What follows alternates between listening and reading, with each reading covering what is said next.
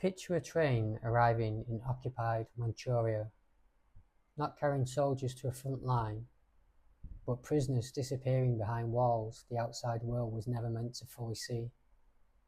Years later, the war would end, Japan would surrender, the world would learn about Nazi medical crimes in Europe, but in East Asia, another story slipped into shadow. Not because nothing happened, but because too much did, and powerful people chose silence. What later became known most widely as Unit 731 was part of Japan's biological warfare program in occupied Manchuria, centered near Pingfang outside Harbin and led by Shiro Ishii. Historical and scholarly sources describe human experimentation there involving prisoners, many of them Chinese, but also others, in research tied to plague, cholera, frostbite, vivisection, and other weapons-related studies.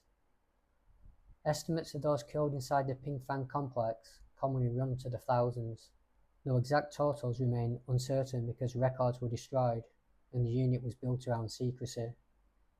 And this is where the human reality matters most. These were not anonymous subjects in any moral sense. They were prisoners stripped of identity, reduced to utility by a system that treated living bodies as military material. That language of reduction is part of the horror, because when a bureaucracy stops calling people human, almost anything can be justified inside it. The war ended in 1945. You might expect a reckoning. In Europe, Nazi medical crimes were prosecuted publicly, but in Japan, the record took a different path. Multiple scholarly and government-adjacent sources describe how US occupation authorities, valuing Unit 731's biological warfare data during the early Cold War, moved toward immunity deals rather than full war crimes prosecutions for key figures such as Ishii and others connected to the program. The result was not total silence forever.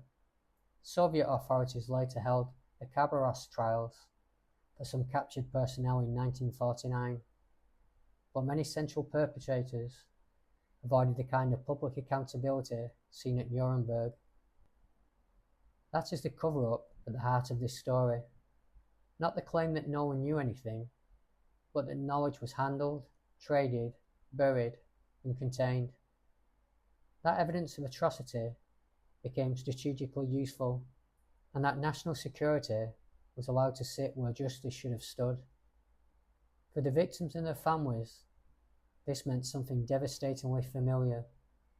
The crime was real, but recognition came slowly. The suffering was documented, but accountability was partial. The truth existed, but not in a form that restored what had been taken. And for the wider world, it left an uncomfortable inheritance. Because Unit 731 is not only a wartime atrocity story, it is also a story about what happens after atrocity. When governments decide what will be exposed, what will be sealed, and what can be quietly absorbed into their own interests. That is why Unit 731 still disturbs people so deeply, not only because of what has been done inside those facilities, but because the end of the war did not produce a clean moral ending. Files moved, deals were done, data survived in ways many victims did not, and perhaps that is the darkest implication of all. Sometimes the cover-up does not erase the crime, it preserves it differently, in archives, in bargains, and in the long silence that follows when the world decides no one is useful, but justice is inconvenient.